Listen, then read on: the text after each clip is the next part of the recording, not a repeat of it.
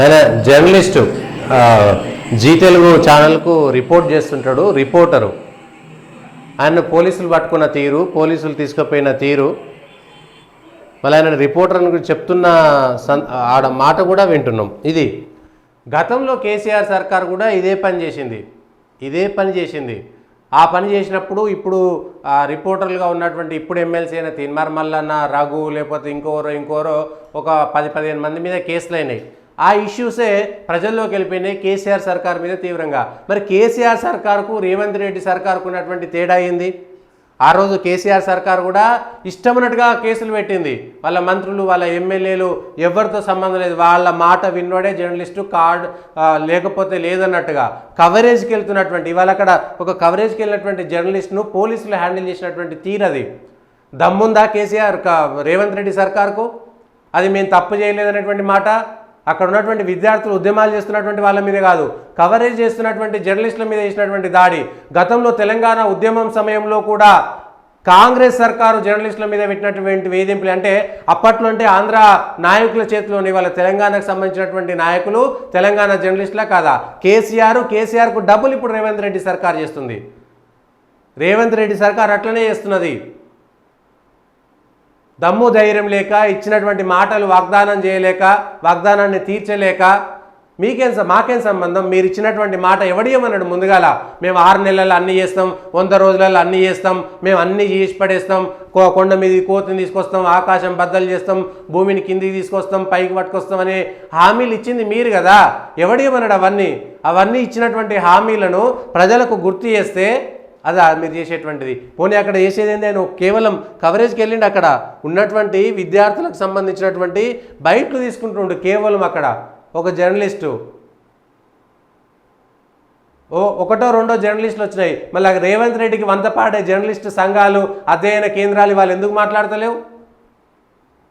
ఆ రోజంతే కేసీఆర్ సర్కారులో కొన్ని సంఘాలు మూగబోయినాయి, కేసీఆర్ సర్కారుకు వంతపాడినాయి.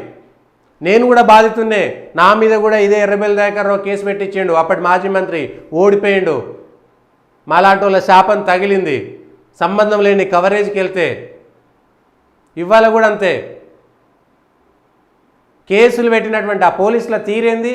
మీరు పోలీసు వల్ల మీకు దమ్ముంటే రండి, ఓల్డ్ సిటీలో తీసుకుపోతా, అక్కడ ఉన్నటువంటి ఈ కరెంట్ వాళ్ళ మీద దాడులు చేసిన వాళ్ళ దగ్గరికి, ఈ గంజాయి అమ్మేటోళ్ళని వాళ్ళ మీద మీ ప్రతాపం చూపెట్టండి.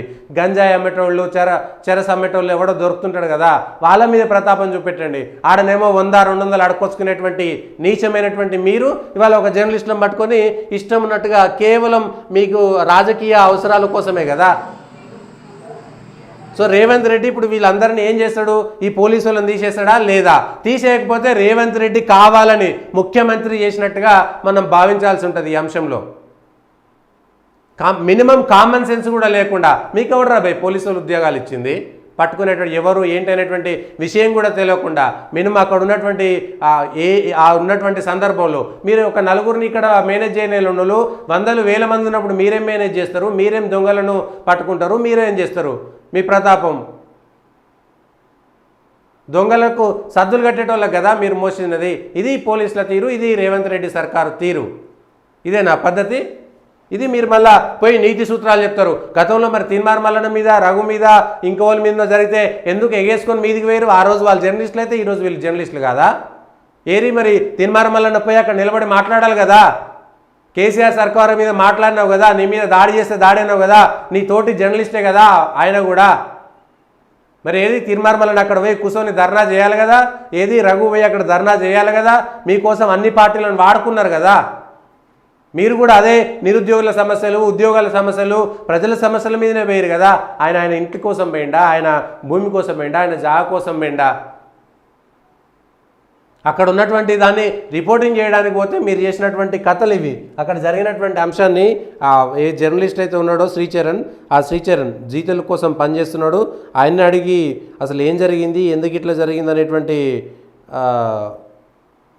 వాయిస్ తీసుకుందాం. ఒకటి అసలు ఏం జరిగింది అనేటువంటి దానిపైన అక్కడికి వెళ్ళి కవర్ చేయాలి, కానీ ఉన్న పరిస్థితిలో కుదరలేదు. బట్ ఆ జర్నలిస్ట్ శ్రీచరణ్ తోటి మనం మాట్లాడేటువంటి ప్రయత్నం అయితే చేద్దాం.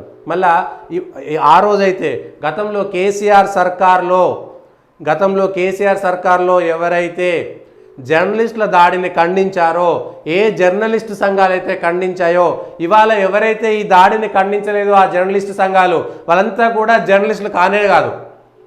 ఎవరినైనా సరే జర్నలిస్టులు కాదే కాదు. పోనీ అతను ఏమన్నా దొంగనా, నక్సలైట్లకు మద్దతు తెలిపే జర్నలిస్టా, లేకపోతే ఉగ్రవాదులకు మద్దతు తెలిపే జర్నలిస్టా? అతను నక్సలైట్ కాదు, నక్సలైట్లకు అనుబంధంగా ఉన్నటువంటి వ్యక్తి కూడా కాదు.